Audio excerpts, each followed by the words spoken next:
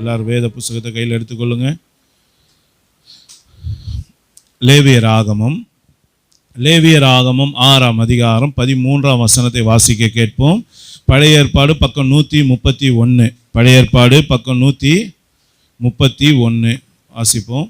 பலிபீடத்தின் மேல் அக்கினி எப்பொழுதும் எரிந்து கொண்டிருக்க வேண்டும். ஆமென். அது ஒரு பொழுதும் அவிந்து போகலாகாது. ஆமென். அது ஒரு போதும் அவிந்து போகலாகாது அப்படின்னு சொல்லி ஆண்டவர் சொல்லி இருக்கார். அருமையான தேவனுடைய பிள்ளைகளே, கடந்த வாரத்திலே இந்த தலைப்பு வசனத்தை நம்ம வாசித்தோம். அதை வாசித்தது ஆண்டவர் சில காரியங்களை கர்த்தர் நமக்கு கற்றுக் கொடுத்தார். மீண்டுமாக நான் அந்த ஸ்டார்டிங்குடைய முகப்பூரை மட்டும் நான் உங்களுக்கு திரும்பவும் சொல்லி நான் இன்றைக்குரிய ஆண்டவருடைய வார்த்தைக்கு நேராக கடந்து செல்ல ஆசைப்படுகிறேன்.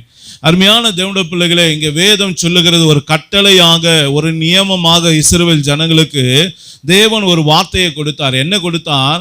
பலிபீடத்தின் மேலே தேவனுடைய அந்த பலிபீடம், தேவனுக்காக பலி செலுத்துகிற அந்த பலிபீடத்தின் மேலே அக்கினி எப்போது எரிந்து கொண்டே இருக்கணும் அப்படின்னு சொல்றார். அப்படின்னா என்ன அர்த்தம்னா 24/7 ஆல் டேஸ் என்ன பண்ணணும்? அதில் ஒரு செகண்டு கூட அந்த அக்கினி அவியக்கூடாது அப்படின்னு சொல்றார். நல்லா கவனிங்க. அப்படி அவிந்து போகாதபடிக்கு இஸ்ரவேல் ஜனங்க என்ன பண்ணணும்? அந்த பலிபீடத்தை, அந்த காரியத்தை அவங்க யாராவது ஒரு ஆள் இன்சார்ஜ் பொறுப்பெடுத்து என்ன பண்ணுவாங்க? அந்த பலிபீடத்தில் எப்போதும் அக்கினி எரிய விட்டுக்கிட்டே இருப்பாங்க. இது நித்திய நியமனமாக தேவன் அவர்களுக்கு கொடுத்த ஒரு காரியம். அப்போ அருமையான தேவனுடைய பிள்ளைகளை, இந்த பலிபீடம் என்பது எதை குறிக்கிறது, இந்த அக்கினி என்பது எதை குறிக்கிறது என்பதை நம்ம பார்ப்போம். 1 ராஜாக்களின் புஸ்தகம் 18ஆம் அதிகாரம் 30-31 வசனத்தை வாசிங்க. பழைய ஏற்பாடுல பக்கம் 455. அப்பொழுது எலியா சகல ஜனங்களையும் நோக்கி என் கிட்டே வாருங்கள் என்றான். சகல ஜனங்களும் அவன் கிட்டே வந்தபோது தகர்க்கப்பட்ட கர்த்தருடைய பலிபீடத்தை அவன் செப்பனிட்டு உனக்கு இஸ்ரவேல் என்னும் பேர் இருப்பதாக என்று சொல்லி கர்த்தருடைய வார்த்தையை பெற்ற யாக்கோபுடைய குமாரரால் உண்டான கோத்திரங்களுடைய இலக்கத்தின்படியே 12 கற்களை எடுத்து இங்கே அருமையான தேவனுடைய பிள்ளைகளே, இந்த பலிபீடம் என்பது எதை குறிக்கிறது? அழகாக இந்த இடத்துல எலியா ஒரு காரியத்தை செய்கிறதை பாருங்க. தகர்க்கப்பட்ட கர்த்தருடைய பலிபீடத்தை அவன் என்ன பண்ணான்? செப்பனிட்டான் என்று சொல்லப்பட்டது. அந்த செப்பனிட்டு அந்த பலிபீடத்துக்கு அவன் ஒரு பேரை வைத்தான். என்ன பேர் வச்சான்? இஸ்ரவேல் என்று பேர் வச்சான். நல்லா கவனிங்க ஐயா. கல்லுல ஒரு கட்டடத்தை கட்டிவிட்டு அவன் என்ன பேர் வச்சான்? இஸ்ரவேல்னு வச்சான். நல்லா கவனிங்க. அப்போ இஸ்ரவேல் என்றது யாருடைய பேரு? பின்னாடி நம்ம வாசிக்கும் போதே தெரிஞ்சது. அது யாருடைய பேரு? யாக்கோபுடைய பேரு. நல்லா கவனிங்க. அது ஒரு மனுஷனுடைய பேரு. ஒரு மனுஷனுடைய பேரை பலிபீடத்தை கல்லுனால கட்டின ஒரு பலிபீடத்துக்கு வைக்கிறாங்கன்னா அந்த பலிபீடம் யாரை குறிக்குது? யாரை குறிக்குது? நம்மளை தான் குறிக்குது. அல்லேலூயா. அன்றைக்கு எழுத்தின்படியா இருக்கிற இஸ்ரவேலரை அந்த பலிபீடம் குறிச்சது. இன்னைக்கு நாமெல்லாம் யாரு? ஆவிக்குரிய இஸ்ரவேலர். ஏன்னா நாமெல்லாம் ஒரே தண்ணீரால தாகம் இருக்கப்பட்டோம், ஒரே ஆவியினால நிரப்பப்பட்டு இருக்கிறோம், ஒரே தேவனை ஆராதிக்கிறவங்க. அவங்க வேற தேவன், நாம வேற தேவன் அல்ல. நல்லா கவனிங்க. அவங்களும் நாம எப்படிதான்? அவங்க நல்ல ஒலிவா மரம், நாம என்ன ஒலிவா மரம்? காட்டு ஒலிவா மரம். இந்த காட்டு ஒலிவா மரத்தினுடைய சில கிளைகள் யாரு? நீங்களும் நானும் தான் சில கிளைகள். இந்த சில கிளைகளை அவர் என்ன பண்ணாரு? அந்த நல்ல ஒலிவா மரத்திலிருந்து சில கிளைகளை எடுத்துட்டு நம்மளை எடுத்துட்டு போய் இப்போ ஒட்டிட்டார். இப்போ நீங்களும் நானும் யாரு? இஸ்ரவேலர் தான். அல்லேலூயா. இஸ்ரவேல்னு பைபிள்ல யாரெல்லாம் என்ன வசனம் சொல்லியிருக்கோ, என்னென்ன காரியங்கள் சொல்லியிருக்கோ அதெல்லாம் யாருக்கு பொருந்தும்? உங்களுக்கும் எனக்கும் பொருந்தும். அப்ப நல்லா கவனிங்க. அப்ப கற்களினாலே ஒரு பலிபீடத்தை அவங்க உண்டாக்கி அதுக்கு இஸ்ரவேல் என்று பெயரிடும் போது, என் அருமையான தேவனுடைய பிள்ளைகளே, வேதம் சொல்லி கொடுக்கிற சத்தியம் என்ன? அந்த பலிபீடம் யாருக்கு அடையாளமா இருக்கு? அது நமக்கு அடையாளமா இருக்கு. அப்ப நல்லா கவனிங்க. பலிபீடம் நாம தெரிஞ்சு போச்சு. இப்ப அக்கினி என்பது எதை குறிக்கிறது அப்படின்னு பாத்தீங்கன்னா, அப்போஸ்தலர் 2ஆம் அதிகாரம் 1-4 வசனம் வரைக்கும் வாசிங்க. அப்போஸ்தலர் 2ஆம் அதிகாரம் 1-4 வசனம், புதிய ஏற்பாடு பக்கம் 162. பெந்தகோஸ்தே என்னும் நாள் வந்தபோது அவர்கள் எல்லாரும் ஒருமனப்பட்டு ஓரிடத்தில் வந்திருந்தார்கள். அப்பொழுது பலத்த காற்று அடிக்கிற முழக்கம் போல் வானத்திலிருந்து சடுதியாய் ஒரு முழக்கம் உண்டாகி அவர்கள் உட்கார்ந்திருந்த வீடு முழுவதையும் நிரப்பிற்று. அல்லாமலும் அக்கினிமயமான நாவுகள் போல் பிரிந்திருக்கும் நாவுகள் அவர்களுக்கு காணப்பட்டு அவர்கள் ஒவ்வொருவர் மேலும் வந்து அமர்ந்தது. அவர்கள் எல்லாரும் பரிசுத்த ஆவியினாலே நிரப்பப்பட்டு, போதும், நல்ல கவனிங்க, பரிசுத்த ஆவியினாலே நிரப்பப்பட்டார்கள். நல்ல அருமையான தேவனுடைய பிள்ளைகளே, இங்கே பரிசுத்த ஆவியை குறித்து தான் வேதம் சொல்லுது. அக்கினிமயமான நாவுகள் அவர்கள் மேலே காணப்பட்டு அவர்கள் மேலே வந்து அமர்ந்தது. நல்லா கவனிங்க, இப்ப பலிபீடம் நாம இந்த அக்கினிமயமான நாவு நம்ம மேல வந்து அமர்ந்தது என்பது எதை குறிக்கிறது? பரிசுத்த ஆவியின் அபிஷேகத்தை குறிக்கிறது. பரிசுத்த ஆவியானவரால நாம நிரப்பப்படுகிறதை குறிக்கிறது. அப்ப அருமையான தேவனுடைய பிள்ளைகளை நல்லா கவனிங்க, இந்த பலிபீடத்துல அக்கினி எப்போதும் பற்றி எரிந்து கொண்டே இருக்கணும் அப்படின்னு சொன்னார்னா, அது அவிந்து போகல் ஆகாது அப்படின்னு சொன்னார்னா என்ன அர்த்தம்? அருமையான தேவனுடைய பிள்ளைகளை, பலிபீடம் நாம தான். அப்போ உங்க பேரை போட்டு அந்த பலிபீடம் என்ற இடத்துல உங்க பேரை போட்டு வாசிங்க. கிரேசின்ற பேரை போட்டு வாசிங்க, சிமியோன் பிரதர்ன்ற பேரை போட்டு வாசிங்க, ஜேக்கப்னு போட்டு வாசிங்க. இங்க இருக்க ஒவ்வொருத்தரும் பலிபீடன்றதுக்கு பதிலாக உங்க பேரை போட்டு வாசிங்க. கிரேசிக்குள்ள அல்லது டேனியலுக்குள்ள, சிமியோன் பிரதருக்குள்ள பரிசுத்த ஆவி எப்போதும் இருந்து கொண்டே இருக்கணும். பரிசுத்த ஆவியினால நிரப்பப்பட்டு கொண்டே இருக்கணும். இதுதான் அந்த வேதம் சொல்லுகிற சத்தியம். அப்போ அருமையான தேவனுடைய பிள்ளைகளே, இன்னைக்கு ஏன் இந்த பலிபீடத்துல நமக்குள்ள பரிசுத்த ஆவியானவர் நிரம்பி இருக்கணும், நிறைந்த ஒரு வாழ்க்கை, எப்போது பற்றி எரிகிற ஒரு வாழ்க்கை நமக்குள்ள இருக்கணும்னா, அது குறித்து நம்ம போன வாரத்துல 3 காரியத்தை பார்த்தோம். என்ன பார்த்தோம்? பலிபீடம் எதுக்காக ஆண்டவர் சொன்னார் நம்மளை குறித்து அப்படின்னு பார்க்கும்போது, பலிபீடம் அது நம்மை பரிசுத்தப்படுத்தக்கூடியது அப்படின்னு சொன்னோம். நல்லா கவனிங்க. அப்போ அதுக்கு ஆண்டவர் மத்தேயு 23:19 நமக்கு வார்த்தையை கொடுத்தார். என்ன? பலிபீடம் காணிக்கையை பரிசுத்தப்படுத்தும். என்னது? பலிபீடம் பரிசுத்தப்படுத்தக்கூடிய தன்மை அதுக்கு இருக்கு. அப்ப நல்லா கவனிங்க, உங்களுக்குள்ள எனக்குள்ள பரிசுத்த ஆவியானவர் இருக்கும்போது அவர் என்ன பண்றாரு? ஒவ்வொரு நாளும் நம்மை பரிசுத்தப்படுத்தி பரிசுத்தப்படுத்தி பரிசுத்தப்படுத்தி பரிசுத்தத்தின் மேல் பரிசுத்தம் அடைய செய்து தேவனுடைய வருகைக்கு நம்மளை என்ன பண்றாரு? ஆயத்தப்படுத்துறார். அவருடைய வருகை எப்பொழுது எந்த நிமிஷம் இருந்தாலும் நீங்களும் நானும் அதில் எடுத்துக்கொள்ளப்படுவதற்கு அவர் என்ன பண்றாரு? நம்மளை தகுதிப்படுத்தி கொண்டே இருக்கிறார். அதுதான் பரிசுத்த ஆவியின் அந்த அபிஷேகம் நிறைந்த ஒரு வாழ்க்கையினால நமக்கு கிடைக்கிற ஒரு ஆசீர்வாதம். இரண்டாவதாக அப்போஸ்தலர் 19:11-12 நம்ம வாசிக்கும் போது, என் அருமையான தேவனுடைய பிள்ளைகளை, அங்க வேதம் சொல்லுகிறது, அந்த பலிபீடமாகிய பவுல், அந்த பலிபீடமாகிய அந்த பவுலுக்குள்ள இருக்கிற பரிசுத்த ஆவியானவர் எப்படிப்பட்டவராக இருந்தால், அந்த அபிஷேகம் அவனுடைய வாழ்க்கையில் எப்படிப்பட்டதா இருந்தது? அவனுடைய வஸ்திரத்தெல்லாம் நிரப்பி இருந்தது. என்னது? அந்த அபிஷேகம் பவுலுடைய வஸ்திரத்தை, அவன் போட்டிருக்க சட்டையை நிரப்பிச்சு, அவன் போட்டிருக்க பேண்ட்டை நிரப்பிச்சு, அவன் யூஸ் பண்ற கச்சிப்பை நிரப்பிச்சு, இப்படி அவன் பயன்படுத்துகிற எல்லா வஸ்திரத்திலும் பரிசுத்த ஆவியானவர் அவனுக்குள்ள மட்டும் இல்லை, அவனோட வஸ்திரத்தையும் சேர்த்து என்ன பண்ணிட்டாரு? நிரப்பி இருந்தாரு. சில பேர் என்ன பண்ணாங்க? வியாதியஸ்தருக்கு மேல, பொல்லாத ஆவி பிடித்தவருக்கு மேல இந்த பவுலோட ட்ரெஸ் எடுத்து மேல போடும்போது உடனே வியாதி நீங்கி போச்சு. உடனே என்னாச்சு? பொல்லாத ஆவி அவங்கள விட்டு ஓடி போச்சு. அப்ப அருமையான தேவனுடைய பிள்ளைகளே, இன்னைக்கு உங்களுக்குள்ள எனக்குள்ள பரிசுத்த ஆவியினுடைய நிறைந்த ஒரு வாழ்க்கை இருக்குமானால் நம்முடைய கொண்டு கர்த்தர் என்ன பண்றாரு? சில வியாதியஸ்தர்களை சுகமாக்குவார். சில பொல்லாத ஆவி பிடித்த மக்களை கர்த்தர் என்ன பண்ணுவாரு? விடுதலையாக்குவார் அப்படின்னு சொல்லி நம்ம பார்த்தோம். மூணாவது ஒரு காரியத்தை பார்த்தோம். என்ன? அப்போஸ்தலர் 10:44 பார்க்கும்போது, அங்கே பேதுரு கொர்நேலியோட வீட்டுக்கு கடந்து செல்லுகிறான். அந்த பேதுரு என்கிற பலிபீடம் அவனுக்குள்ள இப்ப பரிசுத்த ஆவியினால நிரப்பப்பட்ட அனுபவத்தோடு நிரம்பின வாழ்க்கையோடு கடந்து செல்றான். கொர்நேலியு வீட்டுக்கு போய் ஏசப்பாவுடைய வார்த்தையை சொல்றான்.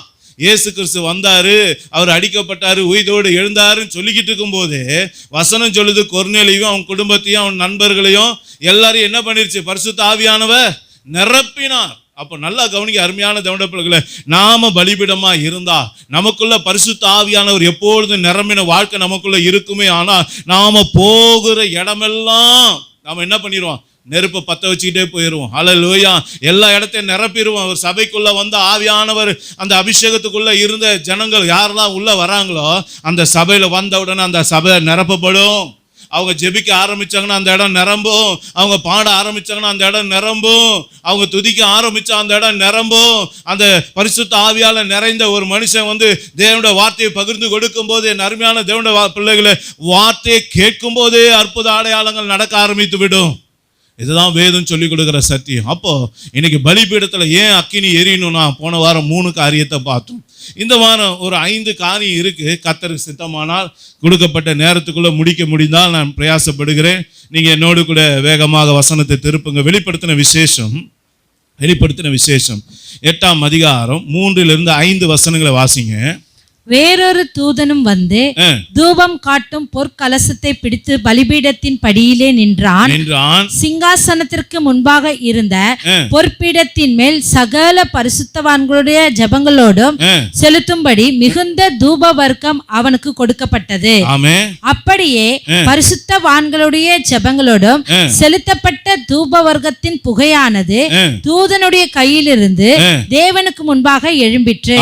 நல்ல கவனிங்க அருமையான தேவனுடைய பிள்ளைகள், நீங்களும் நானும் கர்த்தருடைய பலிபீடமாய் இருப்போமே ஆனால், நமக்குள்ள பரிசுத்த ஆவியானவர் எப்பொழுது எரிந்து கொண்டே இருப்பாரே ஆனால், என் அன்பு தேவ பிள்ளைகளை, வேதம் சொல்லுகிறது இந்த பலிபீடத்திலிருந்து ஏறெடுக்கப்படுகிற ஜெபம் எப்போது தேவனுக்கு முன்பாக எழும்பக்கூடியதா இருக்கிறது. தேவன் அந்த ஜெபத்தை பார்க்கும் போது, தேவன் அந்த ஜெபத்தை கவனிக்கும் போது, என் மகன் என்னை நோக்கி கூப்பிடுகிறானே, என் மகள் என்னை நோக்கி கூப்பிடுகிறாளே என்று சொல்லி அவர் என்ன பண்ணுகிறார், அந்த விசேஷமாக அந்த அப்படிப்பட்ட அனுபவத்தோடு இருக்கிற பிள்ளைகளுடைய ஜெபத்தை தேவன் என்ன பண்ணுகிறாராம், கேட்டு அதற்கு உடனே அவர் மறுமொழி கொடுத்து அவருடைய வாழ்க்கையை மாற்றுகிற தேவனாய் இருக்கிறார். அருமையான தேவனுடைய பிள்ளைகளை, இதை குறித்து யூதா என்ன சொல்லுகிறார் பாருங்க. யூதா 1ஆம் அதிகாரம் 20ஆம் வசனத்தை வாசிங்க. நீங்களோ பிரியமானவர்களே, உங்கள் மகா பரிசுத்தமான விசுவாசத்தின் மேல் உங்களை உறுதிப்படுத்திக் கொண்டு பரிசுத்த ஆவிக்குள் ஜெபம் பண்ணி. நல்ல கவனிங்க, என்ன சொல்றாரு, பரிசுத்த ஆவிக்குள் ஜெபம் பண்ணி. ஏன் சொல்றாரு, நல்ல கவனிங்க. நீங்க சாதாரணமா ஜெபிக்கணும்னா சொன்னாருப்பா, அங்க என்ன போட்டிருக்காரு யூதா, நல்ல கவனிங்க ஐயா. யூதா என்ன சொல்லியிருக்காரு, சாதாரண ஜெபத்தை ஏறெடுங்க பிரதர், சாதாரண ஜெபத்தை ஏறெடுங்க சிஸ்டர், தம்பி, அப்படியா சொல்லியிருக்கு? சொல்லுங்க, என்ன போட்டிருக்கு? நல்லா சத்தமா சொல்லுங்க. பரிசுத்த ஆவிக்குள்ள ஜெபம் பண்ணி. அப்ப பரிசுத்த ஆவிக்குள்ள ஜெபம் பண்ண சொல்லி யூதா சொல்றாரு. சரி, இவரு தான் பாவம், எதுவும் தெரியாதவர், ஏதோ லூஸ் ஸ்டாக் விட்டாரு அப்படின்னு நம்ம நினைச்சுப்போம் நம்ம மண்டைக்கு, சரிங்களா? இப்போ ரோமர் புஸ்தகத்துக்கு பவுல் எழுதும்போது என்ன சொல்றாரு பாருங்க. ரோமர்களுக்கு பவுல் எழுதும்போது 8ஆம் அதிகாரம் 26-27 வாசிங்க. அந்தபடியே ஆவியானவரும் நமது பலவீனங்களில் நமக்கு உதவி செய்கிறார். நல்ல கவனிங்கய்யா, என்னையா இது? ஆவியானவரும் நம்முடைய பலவீனங்களிலே நமக்கு என்ன பண்றாராம், உதவி செய்யறார். ஏன் உதவி செய்யறாரு? வாசிங்க. நாம் ஏற்றபடி வேண்டிக் கொள்ள வேண்டியது இன்னதென்று அறியாமல் இருக்கிறபடியால். உனக்கு ஜெபிக்க தெரியாதடா, நீ முழங்கால் படிட்டனா கண்டதை அளப்புவ, அந்த ஜெபத்தெல்லாம் அவர் கேட்க மாட்டாரு. அதனாலதான் இன்னைக்கு ஏன் ஆவிக்குள்ள ஜெபிக்கணும், பரிசுத்த ஆவிக்குள்ள ஜெபிக்கணும்னு சொன்னாங்கன்னா, அடுத்து வாசிங்க. ஆவியானவர் தாமே வாக்கு கடங்காத பெருமூச்சுகளோடு நமக்காக வேண்டுதல் செய்கிறார். ஆவியானவர் தேவனுடைய சித்தத்தின்படியே. நல்லா கவனிச்சீங்க. ஏன் பரிசுத்த ஆவிக்குள்ள ஜெபம் பண்ணணுமா? பரிசுத்த ஆவியானவருக்கு என்ன தெரியும்?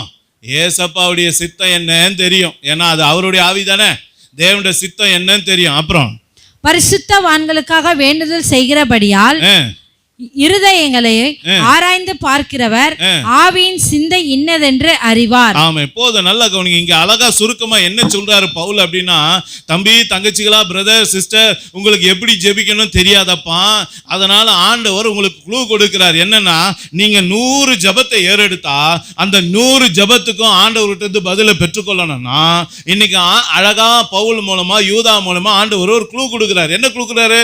நீ பரிசுத்த ஆவிக்குள்ள ஜெபம் பண்ணு, பரிசுத்த ஆவியானவரால நிரம்பி ஜெபி. ஏன்னா நீ சாதாரணமா மாம்சத்துல முட்டி போட்டவனே ஏசப்பா ஸ்தோத்திரம், இதை கொடுங்க அதை கொடுங்க கேட்டனா ஒரு மனுஷிகமான ஜெபம் அது. நல்லா புரிந்து கொள்ளுங்க. இப்படிப்பட்ட சாதாரண ஒரு ஜெபத்துக்கு உங்க வாழ்க்கையில ஒரு நாள் பலனை பெற்றுக்கொள்ள முடியாது. நிறைய நேரங்களில் நீங்களாம் சொல்லுவீங்க பார்த்தீங்களா, நான் எவ்வளோ ஜெபிக்கிறேன்னா, எவ்வளோ ஜெபிக்கிறேன் பிரதர், ஆனா என் ஜெபத்துக்கு கர்த்தர் பதில் கொடுக்கல. அப்ப நல்லா கொஞ்சம் உய்த்து ஆராய்ந்து பாருங்க, உங்க ஜெபம் பரிசுத்த ஆவிக்குள்ள இருந்துதா? சொல்லுங்க, உங்க ஜெபம் பரிசுத்த ஆவிக்குள்ள இருந்ததா? அப்படி இருந்திருந்தா, இங்கதான் வசனம் சொல்லி இருக்கு, பவுல் சொல்லியிருக்காரு, நீங்க எப்படி ஜெபிக்கணும் உங்களுக்கு தெரியாது, ஆவியானவருடைய உதவியை நீங்க நாடும்போது, நீங்க ஆவியினால நிரப்பப்பட்ட வாழ்க்கை உங்களுக்குள்ள இருக்கும்போது, உங்களுக்குள்ள அந்த பலிபீடத்துல தேவ அக்கினி எரிந்து கொண்டே இருந்தா, அவர் எப்படி ஜெபிக்கணும் உங்களுக்கு கத்து கொடுப்பாரு. ஏன்னா அவருக்கு தெரியும் எந்த ஜெபத்தை அவர் கேட்பாரு தெரியும். அல்லேலூயா. ஆமா, பொண்டாட்டிக்கு தெரியாதா புருஷன் வாய்க்கு என்னது? பிடிக்கும்னு தெரியுமா தெரியாதா? ஆமாம். எந்த கறி குழம்பு வச்சா எங்கள் வீட்டுக்காரர் அப்படி தானே ஐயா, அப்படி தானே ரெபெக்கால யாரை ஏமாத்துனாங்க? யாரை ஏமாத்துனாங்க? ஈசாக்கு அப்படி தாங்க ஏமாத்துனாங்க. வீட்டுக்காரருடைய வாய் ருசி அவருக்கு தெரியும். அதனால் அவர் என்ன பண்ணாங்க, அழகா எங்கே பெப்பர் போடணுமோ எங்கே மசாலா போடணுமோ அதெல்லாம் போட்டு என்ன பண்ணாங்க, யாக்கோபிட்ட கொடுத்து அனுப்பிச்சாங்க. முடிஞ்சு போச்சு சொல்லி. நல்லா கவனிச்சு பாருங்க. அப்போ நல்லா கவனி. இது எதுக்கு நான் உங்களுக்கு உதாரணமாக சொல்கிறேன்னா, அருமையான தேவனுடைய பிள்ளைகளே, நமக்கு தேவ சித்தம் என்னன்னு தெரியாது. தேவன் எப்படிப்பட்ட ஜெபத்தை கேட்கிறாரு தெரியாது. ஆனால் இன்னைக்கு அதை அறிந்த ஒருவர் உண்டு. அவர்தான் யார்? பரிசுத்த ஆவியானவர். நல்லா கவனிங்க. அந்த பரிசுத்த ஆவியானவர் உங்களுக்குள்ள எனக்குள்ள வரும்போது அவரால் நிரம்பின ஒரு வாழ்க்கை நமக்குள்ள இருக்குமே. ஆனால் அப்போது ஏறெடுக்கிற ஜெபம் எப்படிப்பட்டதா இருக்கும்? வல்லமையுள்ளதா இருக்கும். அது தேவனுக்கு முன்பதாக உகந்த விண்ணப்பமா இருக்கும். ஏன்னா உகந்த விண்ணப்பத்துக்கு தேவன் எப்போது என்ன பண்ணுவாரு? பதில் கொடுப்பார். நல்லா கவனிங்க. உகந்த விண்ணப்பத்துக்கு தேவன் என்ன பண்ணுவாரு? பதில் கொடுப்பார். நீ சொப்பனத்தில் கூட சில பேர் ஜெபம் பண்ணுவாங்க. நிஜத்தில் ஜெபம் பண்ணுறது பார்த்துருக்கோம். சொப்பனத்தில் ஜெபம் பண்ணுறது யாரா பார்த்துருக்கீங்களா? சொல்லுங்கய்யா. சொப்பனத்தில் ஜெபம் பண்ணுறது என்ன பிரதர், புதுசாக ஏதோ விடுறீங்க? ஐயா, பைபிளில் இருக்கையா, ஆண்டவர் சாலமோனுக்கு சொப்பனத்தில் தரிசனமானார். என்னது? சொப்பனத்தில் தரிசனமாயிட்டு, நீ பலி செலுத்தினாலப்பா, 1000 ஸ்தோத்திர பலி செலுத்தினாலப்பா, நான் உனக்கு என்னப்பா செய்யணும்னு கேட்டார். அவன் என்ன கேட்டான்? ஆண்டவரே, உங்களுடைய பெரிய கூட்டத்தை என்கிட்ட கொடுத்துருக்கீங்க. நானும் தம்மா துண்டு பையனாக இருக்கேன். எனக்கு இவங்ககிட்ட பேசுறதுக்கு ஞானம் இல்லை, அறிவு இல்லை, புத்தி இல்லை, விவேகம் இல்லை. எனக்கு உங்கள் ஞானம் வேணும்ப்பா, வேற எதுவும் எனக்கு வேணாம்ப்பா. இந்த ஜனத்தை நியாயம் விசாரிக்க எனக்கு என்ன வேணும்? ஞானம் வேணும்னு கேட்டான். அப்போ நல்லா கவனிங்க. உகந்த விண்ணப்பம் சொல்லப்பட்டிருக்கு. அந்த வார்த்தை என்னது? அவன் கேட்டது உகந்த விண்ணப்பம் வந்ததுனால அவன் கேட்டதையும் கொடுத்தாராம், கேளாததையும் கொடுத்தாராம். நல்லா கவனிச்சிங்க. சொப்பனத்தில் கூட உங்களால் ஜெபிக்க முடியும் ஐயா. சொப்பனத்தில் கூட ஜெபிக்க முடியும். நல்லா கவனிங்க. அங்கே கூட உங்களுக்கு யாரோட உதவி தேவை? ஏன்னா வாய்ப்பு டோர் ஓப்பன் ஆகும்போது அதை கரெக்டாக யூட்டிலைஸ் பண்ணிக்கணும். யார் தான் சொல்லிக் கொடுப்பா? அவர் தான் சொல்லிக் கொடுப்பாரு. டேய், பரலோக கதவு திறந்துச்சுடா, இப்போ கேளு, இப்போ கேளு, இதை கேளு அப்படின்னு அவர் என்ன பண்ணுவார்? சொல்லி கொடுப்பார். அப்போ இன்னைக்கு ஏன் நம்ம அபிஷேகத்தில் நிரம்பணும்? சபையில் சொல்கிறாங்களே, ஆவியில் நிரம்புங்க, அபிஷேகத்தில் நிரம்புங்க, பெற்றுக்கொள்ளாதவங்க தேவன்கிட்ட கேளுங்க சொல்கிறோம். எதுக்கு கேட்குறான்? நீ அந்த அபிஷேகத்தில் நிரம்பினவனா ஜெபிச்சனா 100% உன் ஜெபத்துக்கு நீ என்ன பண்ணுவ? பதிலை பெற்றுக்கொள்வேன். ஏன்னா நாம் அலப்புகிற ஆள். ஏன்னா பைபிளில் நிறைய ஜெபம் அப்படி தான் சொல்லப்படும். நீண்ட ஜெபம் பண்ணால் கேட்கப்படும் நினச்சிக்கிட்டு இருக்காங்க. ஆனால் ஆண்டவர் கோபம்தான் படுறாரு. என்னது? நீண்ட ஜெபம் பண்ணால் கேட்பாருன்னு நினச்சிக்கிட்டு இருந்தான் இவன். ஆனால் ஆண்டவர் என்ன பண்ணார்? கோபப்படுறாராம். நல்லா கவனிச்சு பாருங்க. சந்தை வெளியில் போயிட்டு எல்லாருக்கும் முன்னாடி நான் ஜெபம் பண்ணுறேன் அப்படின்னு, அதாவது 10 பேர் எதிர்க்க நான் வந்து இப்போ ஜெபிக்கிறேன் அப்படின்னு சொல்கிற ஆளை பார்த்து ஆண்டவர் என்ன பண்ணுறாரு? பயங்கர டென்ஷனாக வர்றாரு. என்ன சொல்கிறார்? நீ ஜெபம் பண்ணுறியா? போ, அரை வீட்டுக்குள்ளே போ, உன் கதவை சாத்திக்கிட்டு என்ன பண்ணு, அந்த ரகத்தில் பார்க்குற உன் பிதாவை நோக்கி ஜெபம் பண்ணுன்னு சொன்னார். நல்லா கவனிங்க. ஆண்டவர் கற்றுக் கொடுக்கறது நல்லா கவனிங்க ஐயா. அபிஷேகத்தில் நிறைந்து ஜெபித்தா என்ன நடக்கும் நீங்கள் பார்க்கணுன்னா வாசிப்போம். யாக்கோபு 5ஆம் அதிகாரம் 17-18 வாசிங்க. எலியா என்பவன் நம்மை போல பாடுள்ள மனுஷனாய் இருந்தோம். ஆமா, என்ன போல அவனும் சாதாரண ஒரு ஆளு தான். அவன் ஒன்றும் சூப்பர் ஹீரோலாம் கிடையாது.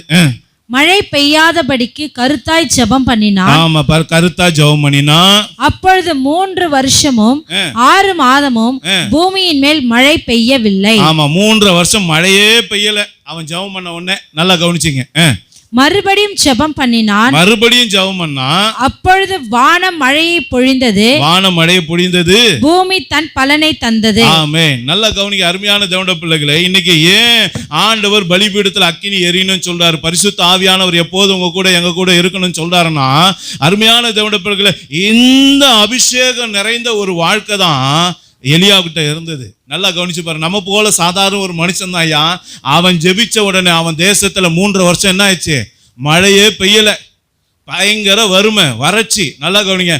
திரும்பவும் அதே எலியா வந்து கருத்தா ஜெபம் பண்ணா. என்னது அந்த வார்த்தையை நல்லா கவனிங்க? கருத்தா ஜெபம் பண்ணா. நல்லா கவனிச்சிங்களா? அப்போ பரிசுத்த ஆவியானவர்களால் நிரப்பப்பட்டா நம்ம ஜெபம் எப்படி இருக்கும்? கருத்தா இருக்கும், உகந்ததா இருக்கும். என்னது? உகந்ததா இருக்கும், கருத்தா இருக்கும். ஏனோ தானே ஜெபிக்க மாட்டோம். நல்லா புரிந்து கொள்ளுங்க. நம்ம ஜெபம் ஒன்றும் வீணா விருதாவா போகாது. நம்ம மடியில் வந்து விழாது வெறுமையா. அப்போ அருமையான தேவனுடைய பிள்ளைகளை, இன்னைக்கு ஏன் பலிபீடத்தில் அக்கினி எரியணும்னா, நம்மளுடைய ஜெபத்துக்கெல்லாம் கர்த்தர் பதில் கொடுக்கும்படியாக இன்னைக்கு ஆண்டவர் நமக்கு ஒரு ஆலோசனை கொடுக்கிறார். அல்லேலூயா. இரண்டாவது ஒரு காரியத்தை பார்ப்போம். ரோமர் 12ஆம் அதிகாரம் 11ஆம் வசனத்தை வாசிங்க. அசதியாய் இராமல் ஜாக்கிரதையாய் இருங்கள். ஆமென். ஆவியிலே அனலாய் இருங்கள். என்னது? ஆவியிலே அனலாய் இருங்கள். ஆவியிலே அனலாய் இருங்கள். நல்லா கவனிங்க. அப்படின்னா என்ன அர்த்தம்னா, அதை ஆஃப் பண்ணிராத, உன் அடுப்பை என்ன பண்ணிராத, ஆஃப் பண்ணிராத, ஆவியில் அனலாவே இருப்பா எப்போதும் அப்படின்னு சொல்றாங்க. நல்லா கவனிச்சு கொள்ளுங்க. இதை குறித்து பவுல் என்ன சொல்றாரு அப்படி நீங்க பார்க்கணும்னா, அப்போஸ்தலர் 18ஆம் அதிகாரத்தை வாசிங்க. அப்போஸ்தலர் 18ஆம் அதிகாரம் 24, 25 வாசிங்க. அப்பொழுது அலெக்சாந்திரியா பட்டணத்தில் பிறந்தவனும் சாதுரியவானும் வேதாகமங்களில் வல்லுவனுமான அப்பல்லோ என்னும் பேர் கொண்ட ஒரு யூதன் எபேசு பட்டணத்துக்கு வந்தான். அவன் கர்த்தருடைய மார்க்கத்திலே உபதேசிக்கப்பட்டு யோவான் கொடுத்த ஸ்தானத்தை மாத்திரம் அறிந்தவனாயிருந்து ஆவியில் அனல் உள்ளவனாய் கர்த்தருக்கு அடுத்தவைகளை திட்டமாய் போதகம் பண்ணி கொண்டு வந்தான். போதும், நல்லா கவனிங்க. அங்க சொல்லப்பட்டிருக்கு, அப்போலோவை குறித்து என்ன சொல்லப்பட்டிருக்கு? அவன் ஆவியில் அனல் உள்ளவனாய், என்னது? ஆவியில அனல் உள்ளவனாக அவன் கர்த்தருக்கு அடுத்த, அதாவது கர்த்தருக்கு உரியவைகளை அவன் என்ன பண்ணான்? திட்டமாய் பேசி வந்தான் அப்படின்னு சொல்லப்பட்டிருக்கு. நல்லா கவனிங்க. இன்னைக்கு நமக்குள்ள பரிசுத்த ஆவியானவர் இருந்தா, நம்முடைய பலிபீடத்தில் தேவ ஆவியானவர் எரிந்து கொண்டு இருந்தா, நம்ம என்ன பேசுவோம் இங்க சொல்றாரு. என்ன சொல்றாரு? அப்போலோ ஆவியில் அனலா இருந்ததுனால அவன் என்ன பேசினானா? கர்த்தருக்குரியவைகளே பேசினான். அதாவது கர்த்தருக்கு அடுத்தவைகள்னா என்ன அர்த்தம்னா, கர்த்தருக்குரியவைகள், கர்த்தரை பத்தி பேசினா, ஏசப்பாவை பத்தி பேசினான்னு சொல்லப்பட்டிருக்கு. நாம என்ன பேசுவோம்? யோசிச்சு பண்ணி பாருங்க. என்கிட்ட பரிசுத்த ஆவியானவர் தான், நான் யாரை பத்தி பேசுவேன்? சொல்லுங்கய்யா, நான் யாரை பத்தி பேசுவேன்? அவரை பத்தி தானே பேசுவேன். அவரை பற்றி தானே பேசுவேன். யோசனை பண்ணி பாருங்க. அவர் என்னை இப்படி நடத்தினார், அப்படி நடத்தினார், என்னை இப்படி ஆசீர்வச்சார், இப்படி உயர்த்தினார், நான் இப்படி இருந்தேன், என் வாழ்க்கையை எப்படி மாற்றினார், நம்ம என்ன பண்ணுவோம்? அவரை பற்றி தான் பேசுவோம். ஆனால் இன்னைக்கு நாம் கொஞ்சம் நம்மளை அனலைஸ் பண்ணி பார்ப்போமே, நம்ம வலையை கொஞ்சம் தேவ சமூகத்தில் அலசி பாருங்களேன். என் வாழ்க்கையில் நான் ஏசப்பாவை பற்றி அதிகமாக பேசுகிறேன்னா யாரை பற்றி பேசுகிறேன்? யோசனை பண்ணி பாருங்க ஐயா, யோசனை பண்ணி பாருங்க. இன்னைக்கு ஏன் ஆண்டவர் இந்த வார்த்தைகளை கொடுக்குறார்? யோசிச்சு பாருங்க. இன்னைக்கு நான் பரிசுத்த ஆவியினால நிறைந்த வாழ்க்கை இருந்தா, என் வாழ்க்கையில எப்போது கர்த்தரை துதிக்கிற துதி இருக்கும், அவர் புகழ்ந்து பாடுகிற பாடல் இருக்கும், எப்போது தேவ பிரசன்னத்தை அப்படியே அந்நிய பாஷையிலே நான் பேசிக்கொண்டே இருப்பேன். யாராகில நான் பார்த்தா கர்த்தர் உங்களை நேசிக்கிறார்ன்றதை சொல்லுவேன், என் வாழ்க்கையில கர்த்தர் செஞ்சதை சொல்லுவேன், நான் எப்படி இருந்தேன், நான் எப்படி இப்போ ஆண்டவரால் ஆசீர்வதிக்கப்பட்டிருக்கேன்னு சொல்லுவேன். நல்லா கவனிங்க. இதுதான் ஆவியில் அனலுள்ள ஒரு மனுஷனுடைய வாழ்க்கை. இன்னைக்கு நம்முடைய வாழ்க்கை அப்படி இருக்கா? யோசிச்சு பாருங்க. நம்ம வாழ்க்கை அப்படி இருக்கா? அப்படி இல்லைன்னா நாம் இன்னும் பரிசுத்த ஆவியினால நிரப்பப்படலை, நாம் இன்னும் கர்த்தருடைய பலிபீடமா மாறலை. அல்லேலூயா. நம்ம வாயில இன்னும் புலம்பல் வருது, இன்னும் நம்முடைய வாயில முறுமுறுப்பு வருது, இன்னும் நம்ம வாயில என்ன வருது? மற்றவங்களை குற்றப்படுத்துகிற காரியங்கள் வருது, இன்னும் நம்முடைய வாயில அடுத்தவங்களை புறம் பேசுகிற காரியம் வருது, இன்னும் அடுத்தவங்களை மட்டமாய் பேசுகிற ஒரு காரியம் வருது, இன்னமும் நம்ம நிந்திக்கிற பேச்சு, தூஷிக்கிற பேச்சு, சபிக்கிற பேச்சு இன்னமும் நம்முடைய வாழ்க்கையில இருந்தா நம்மளால எப்படியா கர்த்தருடைய பலிபீடமா மாற முடியும்? நம்மளால எப்படி பரிசுத்த ஆவி என்கிற அக்கினியை பெற முடியும்? யோசனை பண்ணி பாருங்க. ஏன் என் வாயில கர்த்தரை துதிக்க முடியல? நல்லா கவனி பாருங்க. எத்தனையோ பேரை பார்க்குறோம், ஐயோ இந்த பிரதர் எவ்வளோ அருமையாக ஆராதிக்கிறாங்க, எவ்வளோ அருமையாக ஜெபிக்கிறாங்க, இந்த பிரதர் எவ்வளோ அழகாக பிரசங்கம் பண்ணுறாங்க, எல்லாம் சொல்கிறோம். அந்த அழகு நம்மகிட்ட ஏன் வெளிப்பட மாட்டேங்குது? யோசனை பண்ணி அடுத்தவங்களை ரசிக்கிற ரசிகர் மன்றங்களாவே இருக்காதீங்க. எப்பவுமே நல்லா கவனிங்க. உங்களை ஆண்டவர் இந்த பக்கம் இருக்க கூப்பிட்டாரு, நாமெல்லாம் என்ன பண்ணிட்டு இருக்கோம்? அந்த பக்கமே நிற்கிறோம். ஐயோ அதுவே போதும் அப்படின்னு. நல்லா கவனிச்சுக்கொள்ளுங்க ஐயா. நீங்கள் ரசிகர்கள் ஐயா, நீங்கள் யாரு? கர்த்தருடைய சேனையின் பிள்ளைங்க, யுத்த வீரர்கள். நல்லா யோசனை பண்ணி பாருங்க. கர்த்தர் உங்களை நம்புறாரு ஐயா, கர்த்தர் உங்களை நம்பி அழைக்கிறார். நீங்கள் அவருடைய நம்பிக்கைக்கு பாத்திரமா நடக்கிறீங்களா? யோசித்து பாருங்க. இன்னைக்கு வாயில என்ன பேசணும்? சில பேர் வாயில போன வாரம் கூட பார்த்தோம், என்ன பண்ணோம்? ஏசையா திடீர்னு தேவனை சந்திச்ச உடனே கையும் ஓடலை காலம் ஓடலை, என்ன பண்ணலாம்? அசுத்த உடதுள்ள மனுஷன் தான், கெட்ட வார்த்தைகளை பேசுற, அசுத்தமா பேசுற கூட்டத்தில் வாழ்ற ஆளு நான். அப்பதான் அவனுக்கு தெரிஞ்சது. எப்போ? தேவ சமூகத்துல தேவன் திடீர்னு தரிசனமானவனே தெரியுது. அப்ப நான் என்ன கேட்கிறேன்னா, கர்த்தருடைய வார்த்தை சொல்லுது, இதோ சகல நாட்களிலும் நான் உங்களுடனே கூட இருக்கிறேன்னு சொன்னாரு. அப்ப கூட இருக்கிறேன்னு சொன்ன ஒரு வாக்கு மாறுவாரா? வாக்கு மாறாட்டாரு. அப்போ இயேசு கிறிஸ்துவ நம்ம பார்க்கலான்றதுக்காக பாவம் செய்யலாமா? சொல்லுங்க, பாவம் செய்யலாமா? யோசிச்சு பாருங்க. வாயில் பேசுறது என்ன பேசுகிறோம், வாயில் என்ன வைக்கிறோம், யோசனை பண்ணி பாருங்க. சில பிள்ளைங்க என்ன பண்ணுறாங்க, இப்படி நுருண்டி ஒன்றுத்தை இப்படி ஒன்று வைப்பாங்க. யோசிச்சு பாருங்க, இது வாயா என்னது இது? யோசிச்சு பாருங்க. கர்த்தர் கொடுத்த இந்த வாய், இது கர்த்தர் கொடுத்த அவயம். நல்ல கவனிங்க, நீங்கள் கிரயத்து கொல்லப்பட்டீங்க. இந்த சரீரம் உங்களுக்குரியது இல்லை, யாருது? கர்த்தருக்குரியது. நல்ல கவனிங்க, கர்த்தருடைய சரீரத்தை நாம் எதுக்கு பயன்படுத்துகிறோம்? அசுத்தமானதுக்கு பயன்படுத்துகிறோமா, அருவருப்பானதுக்கு பயன்படுத்துகிறோமா, அல்லது பரிசுத்தமான காரியத்துக்கு பயன்படுத்துகிறோமா? யோசனை பண்ணி பாருங்க. இங்கே வந்த கையை தட்டுங்கன்னா கையே தட்ட மாட்டீங்க. ஆனால் வேற காரியத்துக்கு, ஒரு உலக காரியத்துக்கு வரும்போது நம்மளும் அறியாமல் கையை தட்டுறோமே. யோசனை பண்ணி பாருங்க. ஐயா, கையை ஏசப்பாவை உயர்த்ததுக்கா கைத்தாளத்தோடும் மத்தாளத்தோடும் கர்த்தரை துதிக்கணும். அல்லேலூயா. இந்த கையில இங்க கர்த்தரை தட்டுறதுக்கு கஷ்டமா இருக்கு, இந்த வாயில கர்த்தரை சத்தமா பாடுங்கன்னா கஷ்டமா இருக்கு, கர்த்தரை துதிங்கன்னா கஷ்டமா இருக்கு. ஆனா வெளியே போயிட்டு ஒரு சிக்ஸர் அடிச்சாருன்னா தோனி,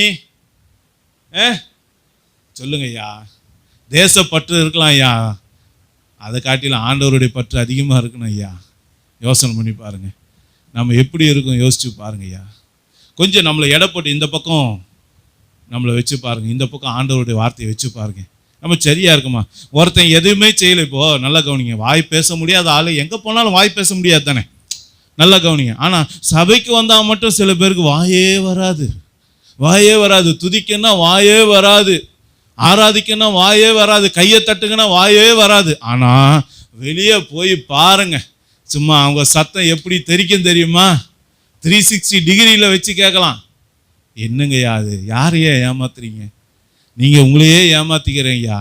இது உங்களை ஆசீர்வதிக்கிற இடம் ஐயா, இது உங்களை உயர்த்துகிற இடம் ஐயா, இது உங்கள் தேவனை நீங்கள் சந்திக்கிற இடம் ஐயா. இங்கே வந்துட்டு நீங்கள் வெறுமையாக போனீங்கன்னா என்னையா பிரயோஜனம்? யோசனை பண்ணி பாருங்க. அப்போ இன்னைக்கு அருமையான தேவனுடைய பிள்ளைகளே, இன்னைக்கு கர்த்தருக்கு அடுத்தவைகளை நாம் பேசுகிறோமா? எதை பேசுகிறோம் யோசிச்சு பாருங்க. எதை பேசுகிறேன்? என் வாயில் என்ன வருது பாருங்கய்யா.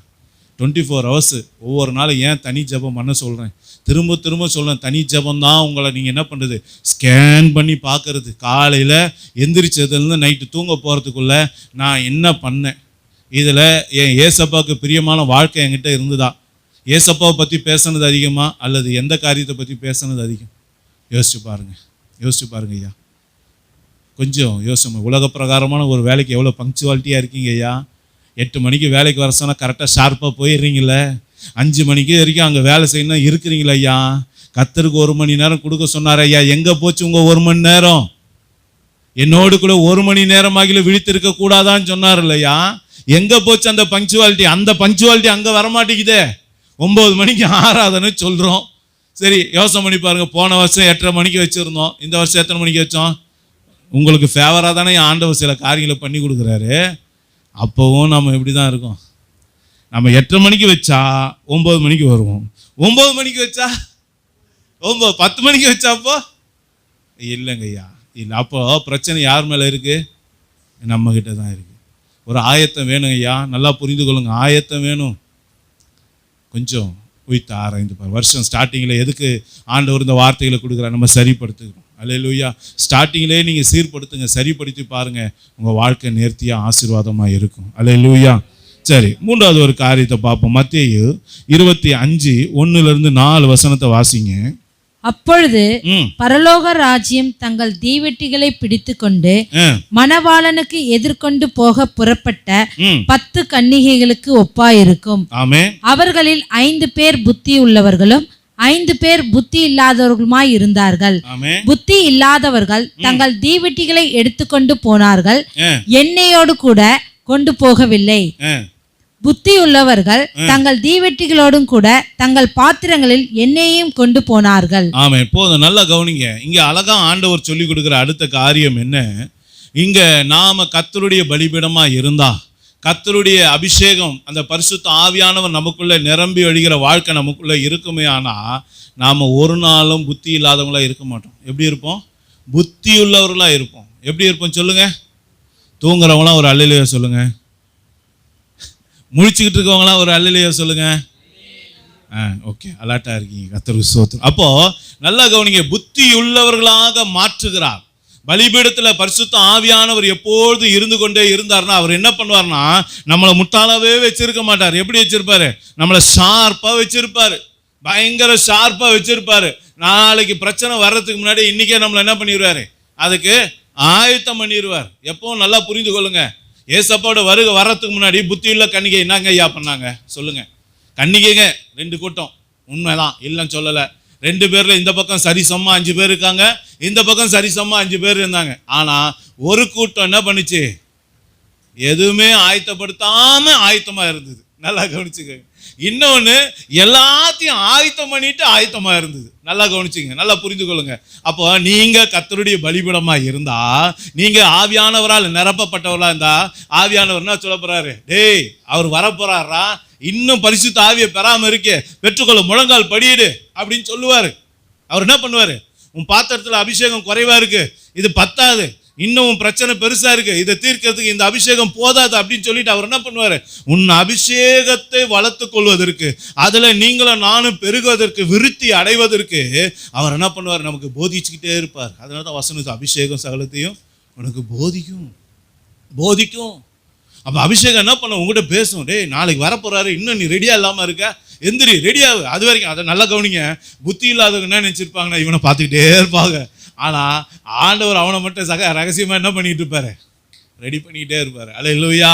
அப்ப நல்லா கவனிங்க ஐயா, புத்தி உள்ளவர்களை கர்த்தர் என்ன பண்ணியிருக்காரு? அந்த புத்தி உள்ளவர்களுக்கு விசேஷித்த அடையாளம் என்ன? அவங்களுடைய பாத்திரத்துல எப்போதும் எண்ணெய் இருந்துகிட்டே இருந்துச்சு. அவங்க கையில எப்போது என்ன இருந்தது? தீவெட்டிகள் எரிந்து கொண்டே இருந்தது. நல்லா கவனிங்க, எப்போ வந்தாலும் உடனே முன்னாடி போய் நிற்க அவங்க தகுதியான ஆளா இருந்தாங்க. இன்னைக்கு நாம இருக்கோமா? என் பாத்திரத்துல அபிஷேகம் இருக்கா? நிரம்பி வழிகிற அபிஷேகம் இருக்கா?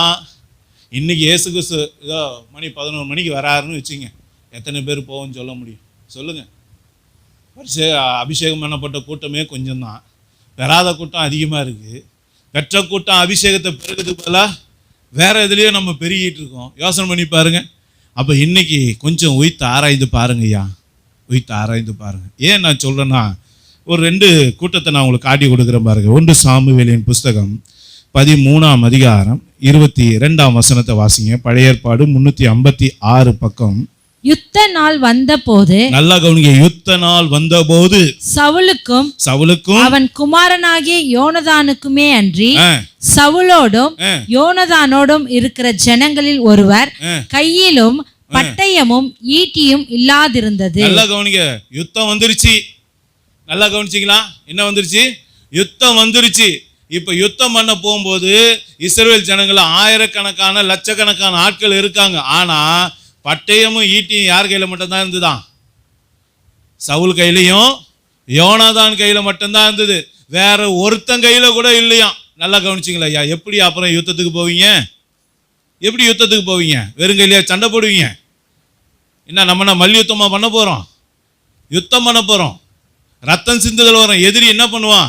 எல்லா விதமான ஆயுதத்தோடு வருவான். ஈட்டியோட வருவான், வில்லோட வருவான், பட்டயத்தோடு வருவான், கேடயத்தோடு வருவான், சகல கவசத்தோடு வந்து நம்ம எதிர்த்து நிற்கும் போது நீ வெறுங்கையா எப்படி ஐயா உன் எதிரியை மேற்கொள்ள முடியும்?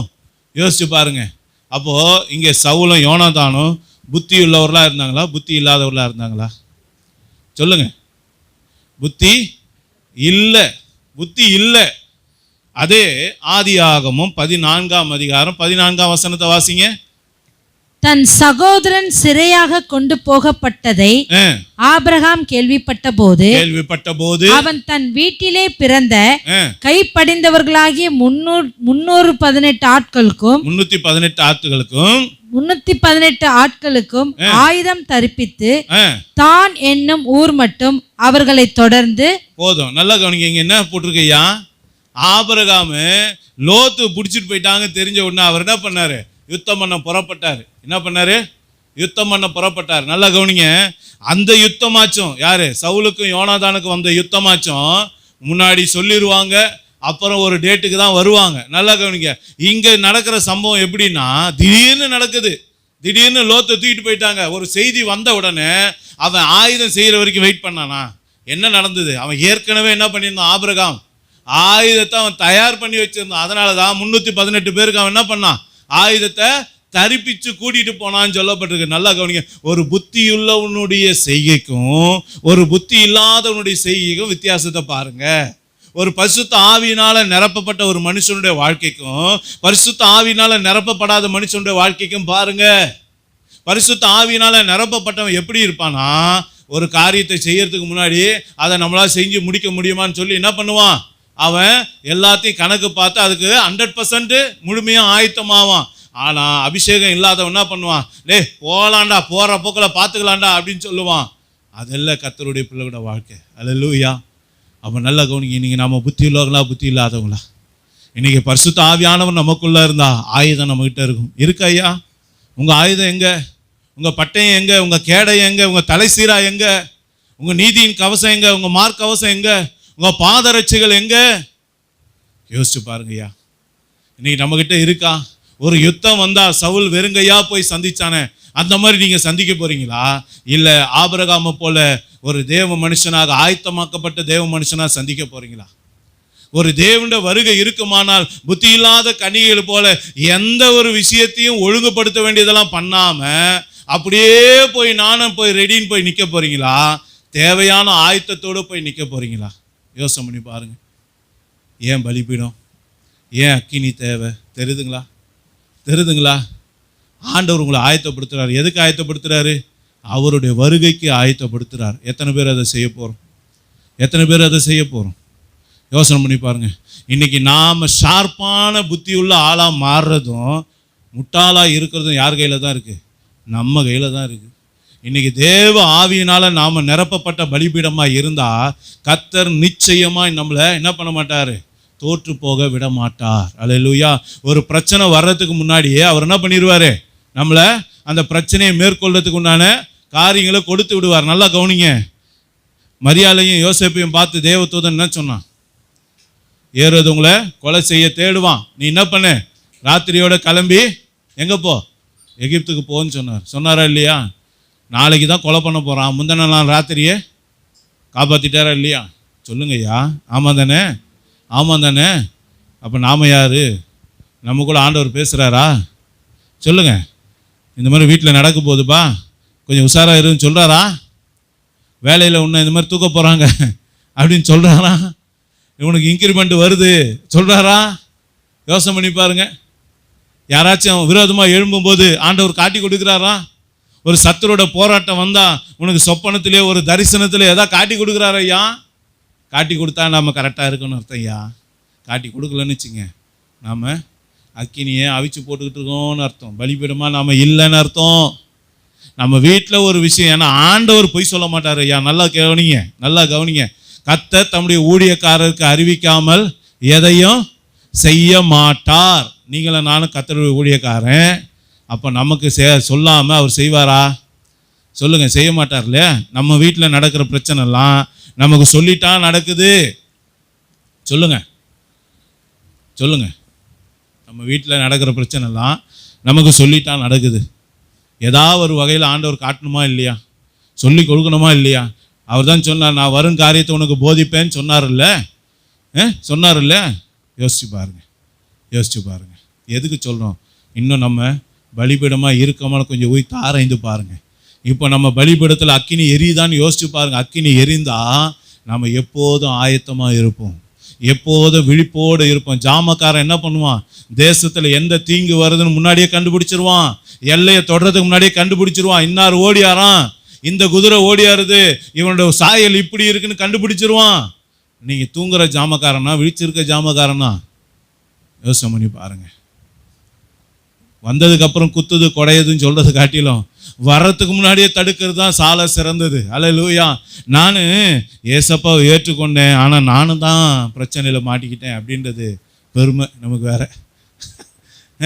பெருமை வேற நமக்கு இல்லைங்கய்யா. இல்லை, குறைவுள்ளவங்க தான். ஆனால் நம்ம என்ன பண்ணணும்? சரி பண்ணிக்கணும். அல்லேலூயா. சரி பண்ணிக்கணும். இது வரைக்கும் அப்படி இருந்தாலும் இன்னைக்கு ஆண்டவர் நமக்கு ஒரு அழைப்பு கொடுக்குறார். என்ன சொல்றாரு? இல்லைப்பா, உன்னை நீயே நான் சரியாக நடக்கிறேன், நீயே என்ன நினச்சிக்கிட்டு இருக்க, உன்னை நீயே நியாயம் தீர்த்துக்கிட்டு இருக்க. இல்லை, நீ இன்னும் சரியாக ஆகலை. நிறைய காரியங்களை நீ இன்னும் கரெக்ட் பண்ண வேண்டிய விஷயம் நிறைய இருக்குது. உன் பலிபீடத்தில் இன்னும் ஏன் அக்கினி எரியாமல் இருக்குன்னா நிறைய விஷயம் இருக்குது. அப்போ யோசிச்சு பாருங்க. இன்றைக்கி நம்ம ஒப்பு கொடுப்போமா? எத்தனை பார்த்தோம்? 3 பார்த்தோம். 1 ஜபத்தை குறித்து பார்த்தோம். 2வது நாம் பேசுறது கர்த்தரை குறித்து பேசுவோம்னு பார்த்தோம். 3வது நாம் கர்த்தருடைய அபிஷேகத்தால் நிரம்பின வாழ்க்கை இருந்தால் புத்தியுள்ளவர்களாக இருப்போம். இன்னும் 2 இருக்கு, வாசிச்சுட்டு போயிடலாமா? சுருக்கமாக ஒரு 5 நிமிஷம். ஆதியாகமம் 26:25 வாசிங்க. அங்கே அவன் ஒரு பலிபீடத்தை கட்டி கர்த்தருடைய நாமத்தை தொழுது கொண்டு அங்கே தன் கூடாரத்தை போட்டான். அவ்விடத்தில் ஈசாக்கின் வேலைக்காரர் ஒரு துறவை வெட்டினார்கள். ஆமா, நல்ல கவனிங்க. பலிபீடம் நீங்களா இருந்தா, தேவ ஆவியானவர் உங்களுக்குள்ள பற்றி எரிந்து கொண்டு இருந்தா, என் அருமையான தேவனுடைய பிள்ளைகளை, உங்களுக்கு உண்டான துறவை நீங்களே என்ன பண்ணுவீங்க? வெட்டுவீங்க. துறவை வெட்டினாங்க. யாருடைய வேலைக்காரரு? ஈசாக்குடைய வேலைக்காரர். நல்லா கவனிங்க அருமையான தேவனுடைய பிள்ளைகளே. இன்னைக்கு நம்முடைய ஆசீர்வாதத்தை வேற எங்கேயோ போய் தேடாதீங்க. வேதம் சொல்லுது, எபேசியர் 1ஆம் அதிகாரத்தில் நீங்க வாசிங்கன்னா, உன்னதத்தில் உள்ள சகல ஆசீர்வாதத்தினால் அவர் நம்மை ஆசீர்வதித்து இருக்கிறார். ஆல்ரெடி அவர் என்ன பண்ணிட்டாரு? ஆசீர்வதிச்சிட்டார். இதை இன்னும் உறுதிப்படுத்துறபடி சொல்ற பாருங்க. தீமோத்தேயுவை பார்த்து பவுல் ஒரு வார்த்தை சொன்னாரு. என்ன சொன்னாரு? மூப்பர்கள் எல்லாரும் மேல கை வச்ச போது உனக்கு உண்டான தேவ வரத்தை நீ என்ன பண்ணு? அனல் மூட்டி எழுப்பு. உன்னை ஏற்கனவே வரத்தினால நிரப்பிட்டாரு. நீ அனல் மூட்டப்பட்டா, அதாவது பரிசுத்த ஆவினால நிரப்பப்பட்டனா, அந்த வரங்கள்லாம் வெளிப்பட ஆரம்பிச்சிரும் அப்படின்னு சொல்றாரு. நல்லா கவனிங்க. அப்போ உனக்கும் எனக்கும் கர்த்தர் கொடுத்த ஆசீர்வாதம், கண் காணாத ஆசீர்வாதம், காதால கேட்க முடியாத ஆசீர்வாதம், நம்முடைய இருதயத்தால் உணர முடியாத அவ்வளோ பெரிய ஆசீர்வாதத்தை கர்த்தர் ஆயத்தம் பண்ணார் சொன்னார் பாருங்க. இந்த ஆசீர்வாதம் எப்போ ஆக்டிவேட் ஆகும் தெரியுங்களா? எப்போ அது ரீசார்ஜ் ஆகும் தெரியுங்களா? எப்போ அது நம்முடைய முன்னாடி நிற்கும் தெரியுங்களா? என்னைக்கு நாம பரிசுத்த ஆவினால நிரப்பப்பட்ட வாழ்க்கை இருக்கோ, நாம பலிபீடமாக இருந்தா, நமக்குள்ள அக்கினி பற்றி எறிந்தா, நமக்கான துறவை நாம வெட்டி கொள்ளுவோம், நம்மளுடைய ஆசீர்வாதத்தை நாம எடுத்துக்கொள்ளுவோம், நாம சுதந்திரித்துக் கொள்வோம் அப்படின்னு வசனம் சொல்லுது. அல்லேலூயா. அங்க அது மாத்திரம் இல்லை, இன்னொரு காரியம் இருக்கு. அதுக்கு முந்தின வசனத்தை வாசிங்க. அன்று ராத்திரியிலே கர்த்தர் அவனுக்கு தரிசனமாகி, நான் உன் தகப்பனாகிய ஆபிரகாமுடைய தேவன், பயப்படாதே, நான் உன்னோட கூட இருந்து என் ஊழியக்காரனாகிய ஆபிரகாமின் நிமித்தம் உன்னை, என் ஊழியக்காரனாகிய ஆபிரகாமின் நிமித்தம். ஆபிரகாம் யார்? ஈசாக்குக்கு சொல்லுங்கய்யா. ஆபிரகாம் ஈசாக்கை பெற்றான், ஈசாக்கு யாக்கோவை பெற்றான். அப்போ ஆபிரகாம் ஈசாக்குக்கு என்ன வேணும்? அப்பா. இப்போ ஈசாக்கு எதனால் ஆசீர்வதிக்கப்பட்டிருக்கானா? இன்னொரு வாட்டி அந்த வசனத்தை சொல்லுங்க. ஆபிரகாமின் நிமித்தம் உன்னை ஆசீர்வதித்து. என்ன சொன்னார் கவனிச்சிங்களா? உங்க அப்பானால நான் உன்னை ஆசீர்வதித்து. ஆமா, உங்க அம்மாவால நான் என்ன பண்ணுவேன்? ஆசீர்வதிப்பேன். என்னைக்காச்சும் உங்க பெற்றோர் உங்களை ஆசீர்வதிக்கிறாங்களா? சொல்லுங்க. பலிபீடமாக இருந்தா, கர்த்தருடைய அக்கினி உங்களுக்குள்ள பற்றி எறிந்தா, இன்னைக்கு பெற்றோருடைய ஆசீர்வாதம் உங்களுக்கு கிடைக்கும். இருக்கா? பெற்றோர் உங்களை ஆசீர்வதிக்கிறாங்களா, சபிக்கிறாங்களா? சொல்லுங்கய்யா. இங்க ஈசாக்க ஆண்டவர் சொன்னார், யாருக்காக ஆசீர்வதிச்சாராம்? உங்க அப்பா முகத்துக்காக உனக்கு ஒரு ஆசீர்வாதத்தை கொடுக்குறேன்னு சொன்னாரு. உங்க அப்பா முகத்தை பார்த்து உன்னை ஆசீர்வதிக்கிற அளவுக்கு நம்மளோட வாழ்க்கை இருக்கா? சொல்லுங்க. யோசிச்சு பாருங்க ஐயா, யோசிச்சு பாருங்க. பலிபீடம் ஏன் பலிபீடமா இல்லை?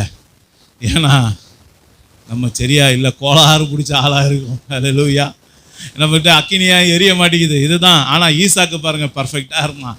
அதனால தான் ஆண்டவர் சொன்னார், உங்கள் அப்பாவை பார்த்து நான் என்ன பண்ணுறேன், உனக்கு ஆசீர்வாதத்தை கொடுக்குறேன் அப்படின்னு சொல்கிறார். நல்லா கவனிங்க ஐயா. அப்பாவுடைய ஆசீர்வாதம் வேணுமையா? அப்படியே தான் முக்கியம் இருக்கா? ஏசா எதுக்கு அழுதான்? கடந்த சில செய்திக்கு முன்னாடி கேட்டோம். ஏசா எதுக்கு அழுதான்? புத்திர சுவிகாரத்தான், சேஷ்ட புத்திர பாக்கியத்தை இழந்து போயிட்டான். இழந்து போனவுடனே அவன் என்ன பண்ணான்? நம்ம எபிரேயரில் வாசிச்சோம். பின்னாடி அதை பெற்றுக்கொள்ள அவன் முயற்சி செய்தும் ஆகாதவன் என்று தள்ளப்பட்டான். கண்ணீர் விட்டு கதறி எழுதும் மனம் மாறுதலை அடையாமல் போனான். எதுக்காக ஐயா? அப்பாவுடைய ஆசீர்வாதத்தை இழந்துட்டேன். அது யாருடைய ஆசீர்வாதம்? அவனுடைய ஆசீர்வாதம், அவனுக்கு வர வேண்டிய ஆசீர்வாதம். அவர் தம்பி என்ன பண்ணிட்டாரு? தட்டி தூக்கிட்டு போயிட்டார். நல்லா யோசனை பண்ணி பாருங்க. இன்னைக்கு உங்கள் அப்பாவுடைய ஆசீர்வாதம் உங்களுக்கு இருக்கா? உங்கள் அம்மாவுடைய ஆசீர்வாதம் உங்ககிட்ட இருக்கா? உங்கள் மாமியாருடைய ஆசீர்வாதம் உங்ககிட்ட இருக்கா?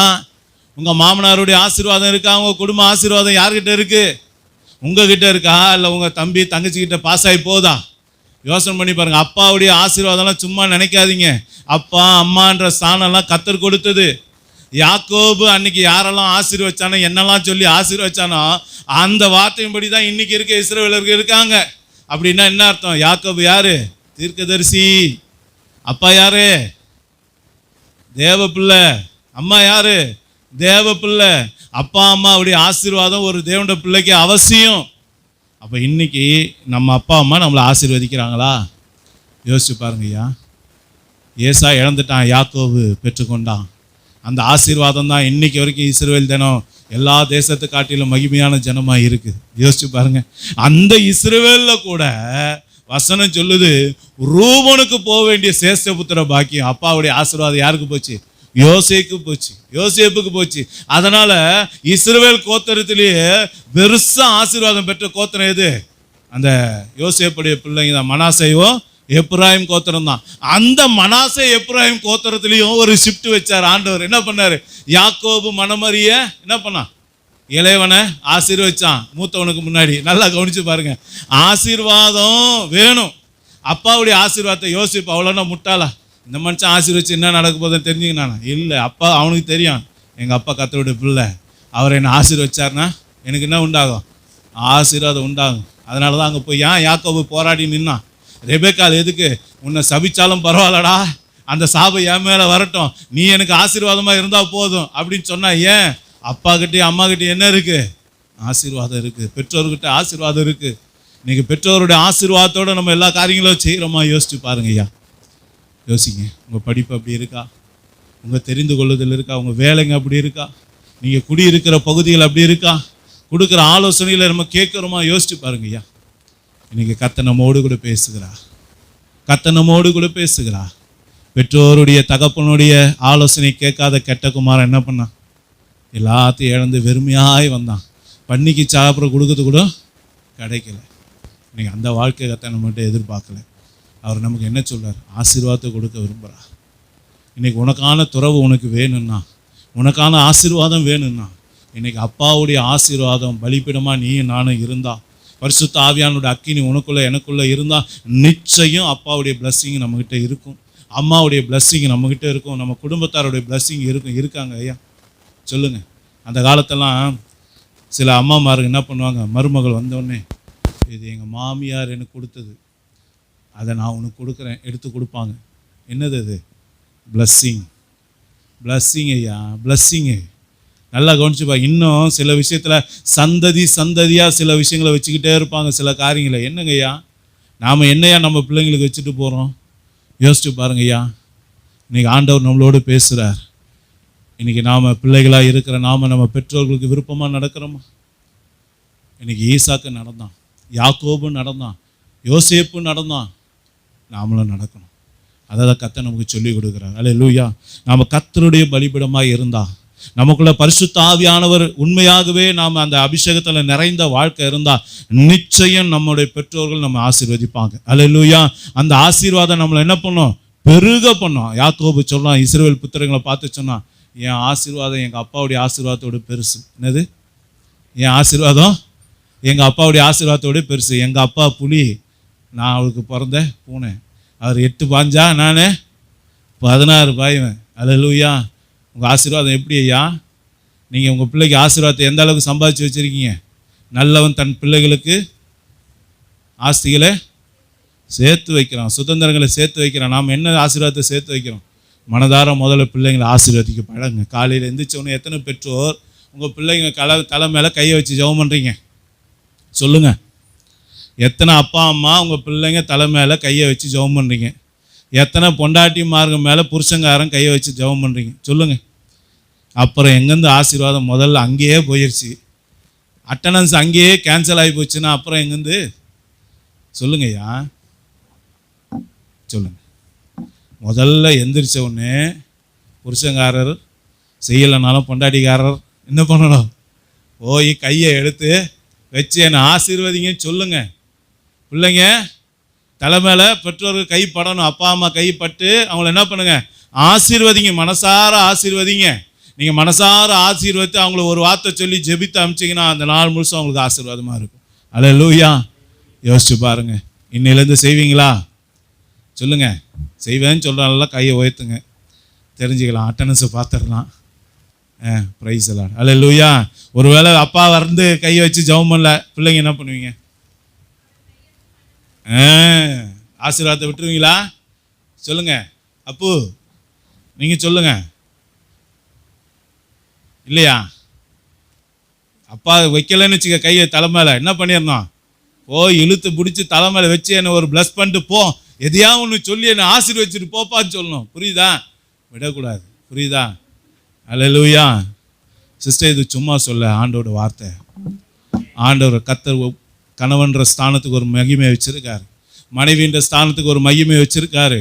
அது ஏன்னா அவர் கொடுத்தது. நல்லா கவனிச்சிங்க. அந்த ஸ்தானத்தை மதிக்கிறவங்க ஆசீர்வதிக்கப்படுவாங்க. என் புருஷன் எனக்கு கொடுத்தது அப்படின்னு சொல்லி அந்த ஸ்தானத்தை அவர் கொடுத்தாருன்னு யார் மதித்து அவர்கிட்ட போய் நீங்கள் பிளஸ்ஸிங் வாங்குறீங்க, நிச்சயமாக சொல்கிறேன் பாருங்க, மற்ற சகோதரிகளை காட்டில நீங்கள் விசேஷித்தவங்களாக இருப்பீங்க. மற்ற பிள்ளைங்களை காட்டிலும் அப்பா அம்மா கிட்ட ஆசீர்வாதம் பெற பிள்ளைங்க நிச்சயம் ஆசீர்வாதமாக இருப்பீங்க. யோசிச்சு பாருங்கய்யா. சரி, எத்தனை பேர் பிறந்த நாளானா பிள்ளைங்களுக்காக ஜெபம் பண்ணி வைப்பீங்க? சொல்லுங்க. விஷ் பண்ணியிருக்கீங்களா? ஜெபம் பண்ணியிருக்கீங்களா? அப்புறம் எங்கங்க, எப்படி நாமளே நம்ம பிள்ளைங்க ஆசீர்வாதமாக இருக்கணும்னு ஜெபிக்கலைன்னா யார் வந்து ஜெபம் பண்ணுவா? மேலே இருந்து தூதன் ஏதாவது வருவாங்களா? சொல்லுங்க. காண்கிற சகோதரனிடத்தில், என்னது காண்கிற சகோதரனிடத்தில் அன்பு கூறலன்னா சொல்லுங்க. பேதுரு வேற சொல்லிட்டாரு, போன வாரம் கூட பார்த்து, என்னன்னு, நம்ம ஆசீர்வதிக்க தான் அழைக்கப்பட்டு இருக்கோம். வாயை திறந்து நல்லா இருப்பான்னு சொல்றது இன்னையா கஷ்டம்? சொத்தியா கொடுத்துட போறீங்க? வாயை திறந்தா சொல்லுங்களேன் கொஞ்சம். இடியாப்பு சிக்கல் மாதிரியே வாயில மூடி வச்சுக்கிட்டே இருக்கீங்களே. வாயை நல்லா தரங்க. இனிமேல் என்ன பண்ணணும்? பிள்ளைங்களை ஆசீர்வதிக்கணும். பெற்றோர் பிள்ளைங்களை ஆசீர்வதிங்க, மனைவிமார்களை புருஷன்களை ஆசீர்வதிங்க. புரியுதுங்களா? ஆண்டவர் இந்த வருஷம் தொடக்கத்திலேருந்து இது சொல்லி கொடுக்குறார். பிள்ளைங்களுக்காக ஜெபம் பண்ணுங்க. அல்லேலூயா. கடைசியாக ஒரு காரியத்தை பார்ப்போம். என்னாகமம் 16ஆம் அதிகாரம் 46, 48 வசனத்தை வாசிங்க. மோசே ஆரோனை நோக்கி, நீ தூப கலசத்தை எடுத்து பலிபீடத்தில் இருக்கிற அக்கினியை அதில் போட்டு அதன் மேல் தூப வர்க்கம் இட்டு சீக்கிரமாய் சபையினிடத்தில் போய் அவர்களுக்காக பாவ நிவர்த்தி செய். கர்த்தருடைய சந்நிதியிலிருந்து கடும் கோபம் புறப்பட்டது. 48 வாசிங்க. செத்தவர்களுக்கும் உயிரோடு இருக்கிறவர்களுக்கும் நடுவே நின்றான். அப்பொழுது வாதை நிறுத்தப்பட்டது. நல்லா கவனிச்சிங்களா? பலிபீடத்திலிருந்து இப்ப என்ன பண்ண ஆரோன்னு? பலிபீடத்திலிருந்து அக்கினி தழலை எடுத்து, நெருப்பு தழலை எடுத்துக்கிட்டு என்ன பண்ணார்? தூப வர்க்கத்தை எடுத்துக்கிட்டு போனார். எதுக்காக போனாரு? இங்க சபையில இப்போ வாத தொடங்கிருச்சு. கர்த்தருடைய கடுங்கோபம் மூண்டுருச்சு. தேசத்தின் மேல, ஜனங்கள் மேல மூண்டுருச்சு. செத்துக்கிட்டு இருக்காங்க. நல்லா கவனிங்க. அதை செத்துக்கிட்டு இருக்கும்போது மோசே சொல்கிறான், ஆரோனை கூப்பிட்டு, நீ இதை போய் செய்யணும் போது அந்த தேவ மனுஷன் அந்த வார்த்தைக்கு கீழ்ப்படிஞ்சு போய் நிற்கிறான். செத்தவங்களுக்கும் உயிரோடு இருக்கிறவங்க நடுக்குள்ளே நிற்கும் போது வாதை நிறுத்தப்பட்டுச்சு. பலிபீடமாக இருந்தா, பரிசுத்த ஆவியானவர் உங்களுக்குள்ளே எனக்குள்ளே பற்றி எறிந்தா, நீங்கள் போய் நின்னா சில பிரச்சனை தீரும். தீருதா? சொல்லுங்க, தீருதா? ஆரோன் போய் நின்னானா இல்லையா? ஆரோன் பலிபீடத்திலேருந்து நெருப்பை எடுத்துக்கிட்டு தூப வர்க்கத்தை போட்டு போய் நின்னானா இல்லையா? நின்ன உடனே வசனம் என்ன எழுதிருக்கு? வாதை நின்று போச்சு. நாம போய் நின்னா வாதை நிற்குதா? இல்லை அப்போதான் வாதை இன்னும் பெருக்கெடுத்து ஓடுதா? யோசனை பண்ணி சில பேர், அதாவது அவங்களா சண்டை போட்டால் கூட சமாதானம் ஆயிடுவாங்க. ஆனால் சில பேர் போனாங்கன்னு வச்சுக்க, எரியிற கொல்லியில் எண்ணெய் விட்ட கதை தான். சில பேர் எண்ணெய் கூட இல்லை, பெட்ரோலாகவே மாறிடுவாங்களா? பார்த்துக்க. நாம் எப்படி ஐயா இருக்கோம்? சொல்லுங்க ஐயா. நான் போனால் ஒரு வீட்டில் காலை வச்சு அந்த வீட்டுக்கு சமாதானம் இருக்கா? என்னை பார்க்கும்போது சமாதானமாக, ஐயோ இந்த சிஸ்டர் வந்தாங்கன்னா எனக்கு ஆசீர்வாதமாக இருக்கும் கூப்பிட்றாங்களா? யாரோ ஒருத்தர் உங்களை கூப்பிட்றாங்களா? இன்னையா வாழ்க்கை வாழ்ந்துட்டு இருக்கோம். எங்கே உங்கள் அபிஷேகம்? உங்கள் அபிஷேகம் இருந்தால் நீங்கள் போய் நின்னா வாதம் நிற்கணும் இல்லையா? பிரச்சனை தீரணும் இல்லையா? அங்கே தேவ ஆலோசனை வெளிப்படணும் இல்லையா? கட்டுல அறுக்கப்படணும் இல்லையா? பிசாசு கிரிகள் அழிக்கப்படணும் இல்லையா? ஜனங்கள் விடுதலையாக்கப்படணும் இல்லையா? தேவ கோபம் அங்கே தனியணும் இல்லையா? நம்ம தேசத்தில் எவ்வளோ பிரச்சனை இருக்குய்யா. எங்கேயா போச்சு நம்ம காரியம்? எங்கே போச்சு? இன்னைக்கு ஆண்டவர் நம்மளை பார்த்து கேட்டாருன்னா நம்ம என்ன பதில் சொல்லுவோம்? யோசனை பண்ணிப்பார். உன் தேசத்தில் இவ்வளோ பிரச்சனை ஓடிக்கிட்டு இருக்க காரணம் என்ன? நம்ம பலிபீடத்தில் அக்கினி எரியல. நாம் போய் அதுக்கு நடுவில் போய் நிற்கல. நம்ம பிரச்சனை வந்தபோது அக்கினி ஸ்தம்பமாக அவர் வந்து நடுவில் நின்று நம்மளை காப்பாற்றினார்ல? காப்பாற்றினாரா இல்லையா? இஸ்ரவேல் ஜனங்க எகிப்திலிருந்து புறப்பட்டு வரும்போது என்ன பண்ணாங்க? பார்வோனும் அவனுடைய சேனைகளும் புறப்பட்டு வந்து அவளை பிடிக்க வரும்போது வசனம் சொல்லுது, இஸ்ரவேல் ஜனத்துக்கும் எகிப்துக்கும் நடுவில் யார் வந்து நின்னாரு?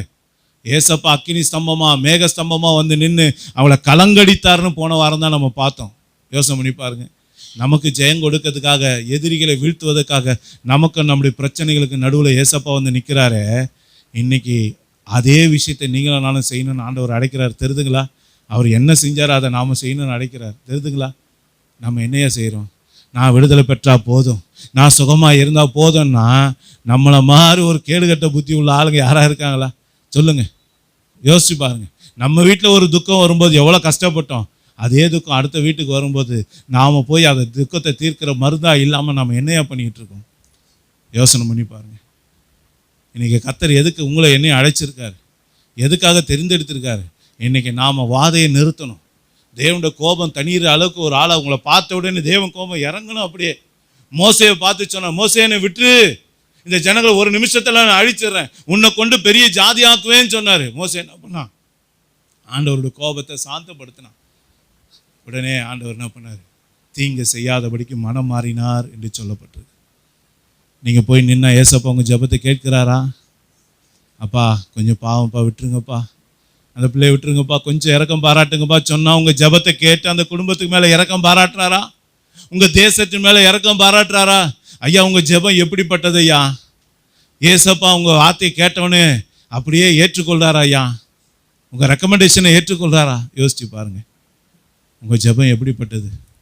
நீங்கள் என்னையா இத்தனை வருஷம் கிறிஸ்தவளாக இருந்து சாதிச்சிட்டீங்க? நான் 5 வருஷம் 10 வருஷம் 30 வருஷம் கிறிஸ்தவன், 40 வருஷம் கிறிஸ்தவன், ஒன்றும் நடக்குமா? ஒரு மலேரியா ஜுரம் கூட போக மாட்டேங்குது நம்மளை பார்த்தா. பழசு அது ஃபைலேரியாவே போக மாட்டேங்குது. புதுசாக வந்த கொரோனா எங்கேருந்து போவோம் சொல்லுங்க பார்க்கலாம். பழைய பிசாசே போக மாட்டேங்குது, இதில் புது பிசாசுக்கு எங்கேருந்து? யோசிச்சு பாருங்க. நான் இதை உங்களுக்கு எதுக்காக சொல்கிறேன்? உங்கள் ஆவிக்குரிய வாழ்க்கையை கொஞ்சம் யோசிச்சு பாருங்க. நம்ம எவ்வளோ வீக்காக இருக்கோம் பாருங்க, எவ்வளோ நம்ம பின்தங்கி இருக்கோம் பாருங்க. அப்போ இன்னைக்கு அருமையான தேவனுடைய பிள்ளைகளே, நாம பலிபீடமாக இருந்தா, கர்த்தருடைய அக்கினி நமக்குள்ள பற்றி எரிந்தா பிரச்சனைகள் மாறும். நாம போய் நின்னா போராட்டம் மாறும். பிரிந்த கணவர்கள் ஒன்றா சேருவாங்க, பிரிந்த குடும்பங்கள் ஒன்றா சேரும். சில பிரச்சனைகள் நீங்கள் போனால் அந்த இடத்துல தேவன் கிருபையாக உங்களை கொண்டு ஆலோசனை கொடுத்து அந்த பிள்ளைகளை ஆசீர்வதிப்பார். குழப்பமாக இருக்கிற பிள்ளைகளுக்கு தெளிவை தருவார். வழி தெரியாத பிள்ளைகளுக்கு வழியை காட்டுவார். அந்த அளவுக்கு நம்முடைய பலிபீடத்தில் அக்கினி எரியுதா? யோசிச்சு பாருங்க. கண்களை மூடுவோமா? எல்லாரும் கண்களை மூடி கொஞ்ச நேரம் கேட்ட வார்த்தையை மனதில் கொண்டு வாங்க. உங்க ஜெபம் எப்படி இருக்குன்னு கொஞ்சம் அனலைஸ் பண்ணி பாருங்க. உங்களை வாயின் வார்த்தைகள் எதை பத்தி பேசுறீங்கிறத கொஞ்சம் அனலைஸ் பண்ணி பாருங்க. என் அருமையான தேவனுடைய பிள்ளைகளை, என் அருமையான தேவனுடைய பிள்ளைகளை கொஞ்சம் அனலைஸ் பண்ணி பாருங்க. இன்னைக்கு நமக்கான துறவை வெட்டி எடுக்கும்படி அப்பாவுடைய ஆசீர்வாதம், குடும்பத்தாருடைய ஆசீர்வாதம் நமக்கு இருக்கா? யோசிச்சு பாருங்க ஐயா, யோசிச்சு பாருங்க ஐயா. இன்னைக்கு நாம போய் நின்னா வாதம் நிக்குதா ஐயா?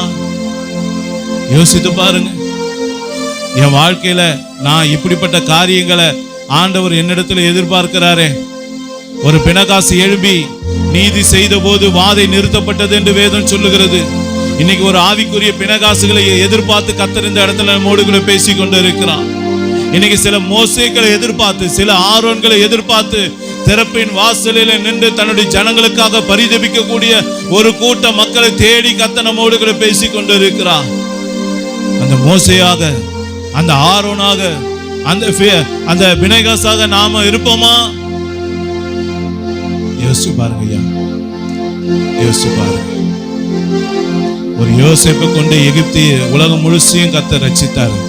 உங்களை பார்த்து ரட்சிக்கிற அளவுக்கு உங்க வாழ்க்கை இருக்கா? ஒரு பவுலை நிமித்தம் கப்பல்ல யாத்திரை பண்ண அத்தனை பேரையும் தேவன் ஆசீர்வதித்தார், விடுதலை பண்ணார். உங்க முகத்தை பார்த்து ஆண்டவர் அப்படி செய்யற அளவுக்கு உங்க வாழ்க்கை இருக்கா? உங்க முகத்தை கண்ணோக்கி பார்க்கிற அளவுக்கு நம்முடைய வாழ்க்கை இருக்கா? நீங்க வந்து நின்னாலே அவ கோபம் தனியதா பாருங்க ஐயா. பற்றி எரிகிற கோபம் அணைஞ்சு போதா பாருங்க ஐயா. கொஞ்சம் தேவ சமூகத்துல கர்த்தருடைய வார்த்தையை உய்த்து ஆராய்ந்து பாருங்க. நாமே உய்த்து ஆராய்ந்து பார்த்தா நாம நியாயம் தீர்க்கப்படும் என்று வேதம் சொல்லுகிறது. என் தேவ பிள்ளையே, புது வருஷத்துல பிரவேசித்திருக்கிற நாம ஆரம்பத்திலிருந்தே நம்முடைய அடித்தளத்தை சரியா போடணும், பேஸ்மெண்ட் சரியா போடணும், நம்முடைய பில்லரை சரியா கட்டி எழுப்பணும். இந்த வருஷம் துவக்கத்துல இருந்தே ஸ்டார்டிங்கே நம்ம கரெக்டா நம்ம எழும்புனா நிச்சயம் இந்த வருஷத்தோட முடிவு நமக்கு சம்பூர்ணமாய் முடியும். அக்கினி மதிலாயிருந்து, உங்களை சுற்றில அக்கினி மதிலாயிருந்து உங்கள் நடுவிலே மகிமையாக இருப்பேன் என்று சொன்ன தேவன் இன்னைக்கு அக்கினி பற்றி எரியணும்னு விரும்புகிறார், நமக்குள்ள வாசம் பண்ணணும்னு விரும்புகிறார். எதற்காக? நாம கேட்ட இந்த வார்த்தையினுடைய ஆசீர்வாதங்களை நாம பெற்றுக்கொள்வதற்காக. என் மகனே, நீ என்ன செய்ய போகிறாய்? என் மகளே, நீ என்ன செய்ய போகிறாய்? உன் ஆவிக்குரிய ஜீவியத்தினுடைய இன்றையோட நிலை என்ன? கொஞ்சம் உயிர்த்து ஆராய்ந்துப்பா. ஏதோ சபைக்கு வந்தேன், ஏதோ ரட்சிக்கப்பட்டேன், ஏதோ பைபிள் வாசிச்சேன், ஏதோ ஜெபிச்சேன். ஒரு பெயர் கிறிஸ்தவனா இருக்க போகிறாயா? அல்லது உண்மையாகவே கிறிஸ்துவின் ஆவி உனக்குள்ள தங்கி தாபரித்து வாழ்கிற ஒரு வாழ்க்கை வாழ போகிறாயா? கொஞ்சம் உயிர்த்து ஆராய்ந்து பாருங்க, கொஞ்சம் உயிர்த்து ஆராய்ந்து பாருங்க. என் பிள்ளைகளே, கர்த்தருடைய சத்தத்துக்கு செவி கொடுங்க. என் வசனத்துக்கு நடுங்குகிறவனே நான் நோக்கி பார்க்கிறேன் என்று சொன்ன தேவன் இன்னைக்கு நம்மோடு கூட முகமுகமாய் பேசிக்கொண்டு இருக்கிறார். இன்னைக்கு ஆயத்தமாய் கொண்டு இருக்கிறோமா? நாம உண்மையிலே சரியாக ஆயத்தமாகிறோமா? வருகைக்கு உண்மையிலே இந்த நிமிஷம் இருந்தா அதுக்கு நாம தயாரா இருக்கிறோமா? நாம பலிபீடமா இருந்தா தயாரா இருப்போம்.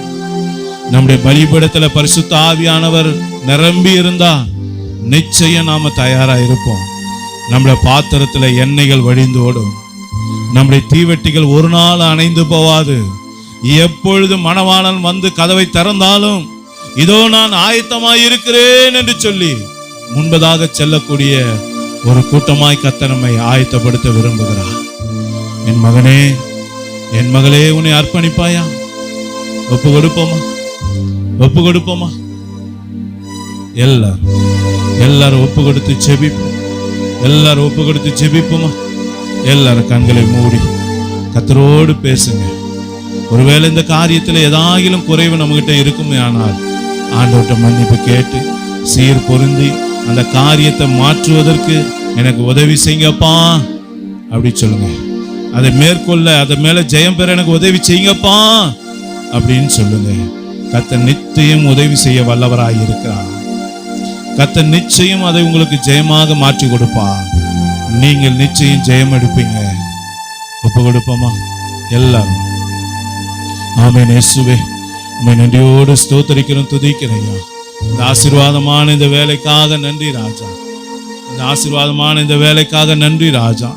தகப்பனே, இந்த வேலையிலும் கூட உடைய ஜீவனுள்ள வார்த்தையை கேட்டு உண்மையாக தங்களை தாழ்த்தி ஒப்பு கொடுத்து தன்னை பலிபீடமாக கர்த்தாவை மாற்றும்படியாகவும் நம்மிடத்தில் பரிசுத்த ஆவியின் அபிஷேகம் எப்போதும் நிறைந்திருக்கிற வாழ்க்கை வேணும் என்று சொல்லி ஜெபித்து கொண்டு இருக்கிற ஒவ்வொரு பிள்ளைகளுக்காக நான் பாரத்தோடு ஜெபிக்கிறேன் ஐயா. வார்த்தையை கேட்டு குத்தப்பட்டவர்களாக என்னை பலிபீடமாக மாற்றுங்க ஏசப்பா. எனக்குள்ள வந்து வாசம் பண்ணுங்க ஏசப்பா. என்னுடைய அக்கினியை எப்போது எரிந்து கொண்டே இருக்கணும் ஏசப்பா என்று சொல்லி யாரெல்லாம் நோக்கி கதறி நோக்கி பார்த்து கொண்டு இருக்கிறார்களோ அவங்க எல்லாரையும் கர்த்தர் ஆசீர்வதிப்பீராக. இந்த வருஷத்தோட வாக்கு தத்தத்தினால அந்த பிள்ளைகளை நிரப்பி அவருடைய காரியங்கள் எல்லாவற்றையும் நிரப்பி கர்த்தர் ஜெயம் எடுக்க கிருபை செய்வீராக. நீர் அப்படியே கிருபை செய்வதற்காய் நன்றி. நாமத்தை மகிமைப்படுத்துவதற்காய் நன்றி. இந்த பிள்ளைகளை சாட்சிகளாய் நிறுத்துவதற்காக நன்றி. இந்த கரத்தில் ஒப்பு கொடுக்கிறேன் இயேசுவின் நாமத்தினாலே. ஆமென், ஆமென். அல்லேலூயா, அல்லேலூயா.